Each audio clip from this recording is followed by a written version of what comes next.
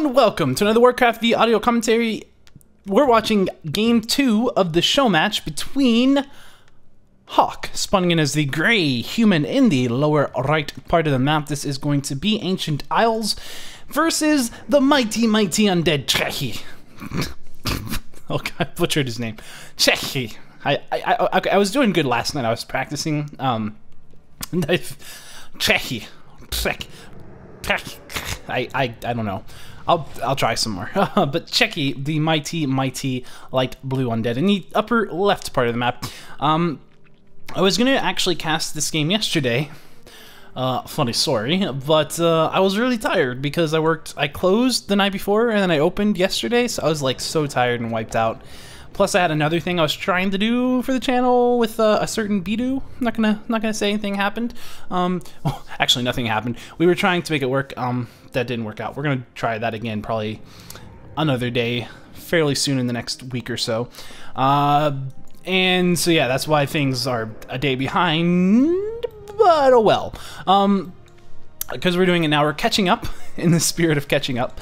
And yeah, so I've been looking at that screen. We can see this is, again, the Ted Fiends build coming out from the mighty undead here. And down here at the bottom where we have HawK, HawK. He is just going with a pretty standard human build. Again, the offensive arcane tower is going to be outside of the base. It's just really good. You'll see it sometimes built in crazy spots, like all the way out here. I think this is a conservative but aggressive. It's like a nice compromise. Because see, you can still defend it by putting farms up and stuff around it. He's probably not going to put one there, but he could if he felt like it, you know, if he really wanted to. But already he's denying quite a bit of surface area just by putting that farm right there. And it's really good that he puts it on the top instead of right here. Because usually if they're going to be attacking it, they're going to be attacking it from the top or this corner, really, because this is kind of where they'd want to come from to attack that. They can attack on other areas, but that's really where they're going to want to be. And when you do that, you block a lot of that area. And it's just nice. It's just a nice spot to have it. It's a little bit better than right there in my opinion. And it's just great. It's wonderful, especially because you can be repairing it right there and then it's completely blocked off. Basically, they'd have to walk all the way around, which is bad to do because you'll get trapped. You'll easily get trapped there. Much easier than otherwise. But yeah, so he's gonna, obviously, since he's doing the Ted Fiends, he's gonna try to harass. He killed the sheep so he can make some skeletons. Great idea, great idea. He was a little too slow to get here to actually creepjack that, but if the human plays it right, that's more or less what's gonna happen every time. You can get there with an acolyte. I don't know what happened. I didn't see his acolyte, but we did see, of course, a footman that went over there to scout just to see what was going on, make sure he knew what build was happening. And, of course, the new Rubian early on, which means the scout footman can't really stand around. He can't really do any harassing or acolytes or anything if you get that. So it's always good to have that early Nerub against humans because they can really always afford to send a footman over there. I mean, there's a couple builds where they won't, like when they fast alter or something, they really just can't afford to send the footman over there. They may not even have the footman. But in other builds, yeah. Now here we're gonna see this human go. He's just immediately going for this expansion creep, and again, you gotta wait for that purge to go off before you summon your water elemental. Super important. And the Death Knight, he's just gonna go ahead and try to go right to the Archmage. Now, he's got 4 skeletons and a Death Knight. This is going to be pretty good. He has to be careful. He wants to get the last hit on that water elemental. He picks it up, 42 experience to the Death Knight. And now what he needs to do is make a decision. Keeping 2 footmen or 2 skeletons on the Archmage is always good, but it's not super great. We're seeing him try to keep this Null Overseer over 100 life so that the Death Knight can't coil it and kill it with the seal. It's going to come in though, and it's going to happen regardless, because you can see this is going really well for Cechi, the mighty undead. He's trying to get the item. He's not going to be able to quite get it. The Archmage will pick it up. That's a Ring of Protection +5, plus he had a +2. That's going to bring him up to 8 armor total with a +5 bonus. Absolutely insane amount of armor for that Archmage early on, but he is having a bad time so far. He has taken a ton of damage, and this Death Knight has Unholy Aura and plenty of mana for coils. He is really doing a good job, and there is absolutely no way an expansion is going up anytime soon. This is what you want to have happen as an undead player. You have a nice aggressive early game, plus you're getting your tech off, and it just has gone swimmingly for the undead here. This is a massive advantage. But this is also one of the reasons why you have to be a little bit careful if you're going to choose to go for this expansion right off the bat. And he's making some towers there, but really if those 2 fiends, and he's going to have another fiend coming out right here, and he's bringing with backpack a Rod of Necromancy, as well as 2 of those ghouls. He's going to leave 1 at lumber home, just making more lumber stuff so he can have enough wood for more fiends, as well as, you know, ziggurats and etc. tech, whatever, upgrades, all of the good stuff. These towers are not going to stay alive very long. His only hope here is if he can get these footmen into a really good position to prevent those creep fiends from going over here and getting a few pot shots off on this. Although he's really gonna have to be careful about this Archmage, because if the Archmage goes down, he's in a ton of trouble, and he's kind of overcommitted to this expansion right now, because if there's no way these towers are going up, and so he's got all these peasants up here, but there's nothing they can do. They're not gonna be building, and he doesn't have an easy access to a shredder right now, because none of the labs are crypt out, and those are red creeps. He's trying to kill these ghouls. He needs experience right now. If he can get level 3 on the Archmage, he maybe has a chance, but really he's so far behind right now, I don't think even that would save him. Again, this is just looking really, really bad. Yeah, in fact, it looks like we're going to see the game ending here in just a second. Yeah, the Archmage goes down, and good game is called GG, and that was game number 2. So we're not going to end it there. We're going to do game number 3 as well, because that was just a really good show from Cechi. It just shows, you know, if the undead does a really good job early game, especially on that map, it's really hard for the human to come back. Usually in the early game, the humans have like a pretty sizable, I would say they have the advantage in the early game. No, not the advantage. No, not the advantage. That's not the word I want to use. A pretty sizable hurdle to get over. The advantage is the complete opposite of what I was trying to say there.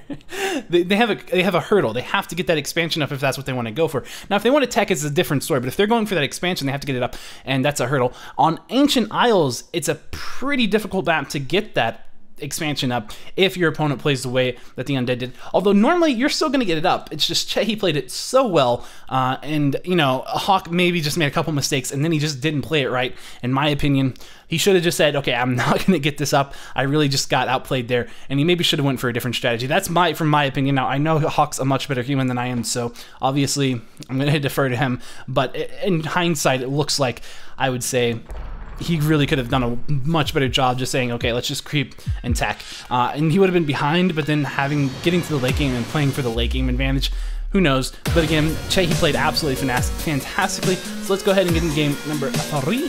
Numero 3? Numero 3? I'm pretty sure that's Spanish.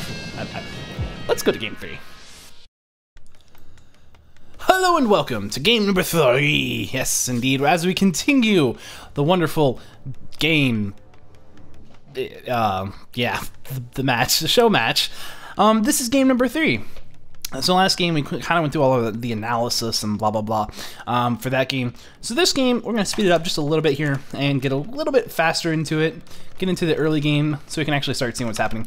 That should do it. We're about to 1 minute. Let's see what builds our players are embarking on. For Mr. Undead here, spawning on the right side of Echo Isles, which means HawK's on the left side. I probably should have introduced our players, but you should know, because you just watched game 2, presumably. Yeah, Mountain King coming out first for HawK. Now, this is a map. This is quite the map to play Mountain King on. This is such a good Mountain King map. And again, we're going to see him with the aggressive scout tower. Not so much worried about getting a second farm down here or anything, and just going ahead and putting that farm right there.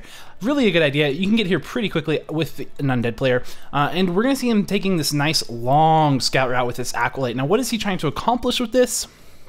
It's a great question. But the main goal, I think, is that he wants to avoid being caught by the footmen. He wants to come down here because what he really wants to do, most likely, right, is kind of cause some problems to the human with this mercenary camp. I'm not going to say I know whether his intentions are to buy one of the mercenaries. A lot of times you'll see them wanting to buy that. It's really good if they go Archmage and they go to creep that early. You can buy the Shadow Priest and then you can dispel the Water Elemental, which is really cool. And we saw that for a little while. I don't know what era in Warcraft that was. It was a while back. But now with, you know, Mountain King's so popular on this map, it's still, I mean, there's still Archmages used on the map, so it's still something you can do, but, you know, it's not as big a deal. Now, we're going to see this is not at 100 life, so he's not even going to go for that. He's gone for the troll. He killed the troll with the coil, and he will have the 48 experience, and he's bolt surrounded. He's going to try to get out of here, but he's not going to run away. What he needs to do, and he can't run away, is he needs those skeletons. With the skeletons, he can actually prevent a block, just like this right here, and he might be able to get out. He's going to get away. Now, he has one more bolt to dodge. One more bolt, but it's not a big deal, because actually those peasants over here, they're no longer militia. They're too slow to go up, and so you would have had to try to do some kind of crazy surround with those 3 footmen, and the Mountain King would not have happened, really wouldn't have worked out, and that was absolutely amazing play, an amazing response from the undead Cechi.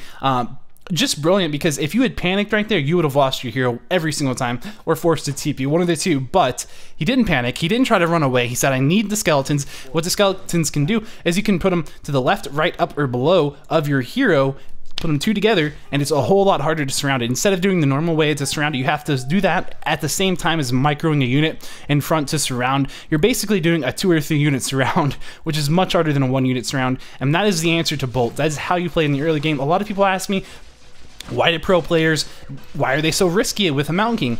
Oh, and he goes for the steal on that, but not quite close enough. Very close to getting the Renegade Wizard there. It was just over 100 HP, and unfortunately that experience will go to the Mountain King. Now I say unfortunately, I'm not trying to be biased, but that was a really sweet coil, but it was also a really sweet counter to the coil. So good play. But again, why people ask me, why do undead players get their Mountain King so close? It looks so stupid. Obviously if they get bolted, you know, they die, and we see it happen somewhat often. Well, where sometimes they do make like genuine mistakes, and they do get too close when they shouldn't.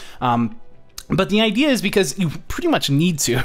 You pretty much need to be close. You need to be, if you just let the Mountain King do whatever, then they just start creeping, they get level 3, and you're like level 1, and it's just not a great situation. But because you can micro those skeletons to prevent those surrounds, and that is legitimately the only reason why people can get close like that, is because of that reason right there. And it takes practice, but it's definitely doable. And once you've practiced it, it's actually not even that hard. It's just something you got to be able to consistently do. It is a little difficult if you're trying to get those skeletons up close at the same time as the footmen are kind of starting to surround you. But really, you should, in most cases, not have to do that. In most cases, you should have enough time. As soon as you see that bolt coming, the footmen probably won't be right on top of you, and because if they are, chances are they're going to get the surround regardless.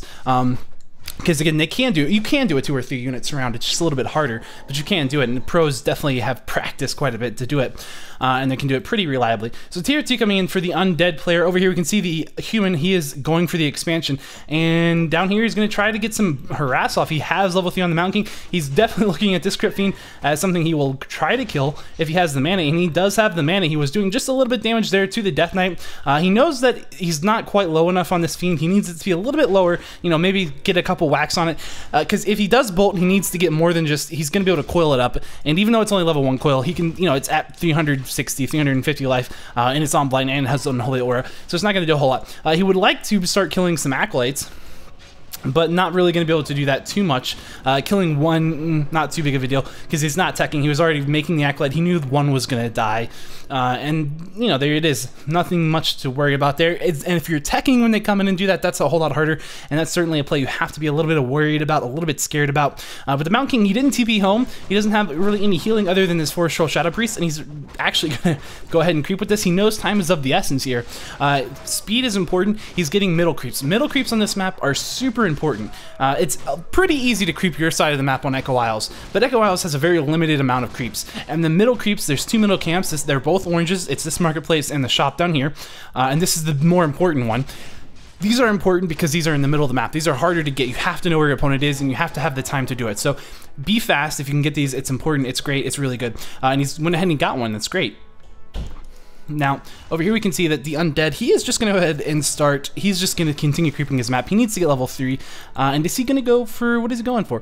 I don't know, he could go for a wagon push. He's building his ziggurat, so he wants to go to 50 food at least, which indicates some type of mid-game play here. Otherwise, probably would have just went ahead and went for the tech there, because he had plenty of lumber, and he did have the gold, but he's looking to do something. He's bringing a couple of golds, it looks like. Does he have backpack? He does not have backpack. He's got a statue in his base. He's getting burrow. I'm assuming here, yep, he's got the frost armor. Now, frost armor is really key against, it's super key against, and so is your statue. Your statue and frost armor, very important against Mountain King, especially in the early game. You need to have these guys out. And this is going to be a little bit of an interesting situation as well, because the human's going to be creeping down here. Now, he's going to have the option, when he's in the middle of the map, he can come back and try to defend this expansion, and he probably will have to, because there's only 2 guard towers here, and they only have level 1 masonry. He's building 2 more towers, but it looks like the timing push here by the undead player is going to work out, so that the human's going to have to come down. But the other option would have been if he had a nice set of towers down there, then he could come over here and try to do some damage to the acolytes. But in this case, he's too close, he's too far away from the undead's base, and he just doesn't have enough going on over here.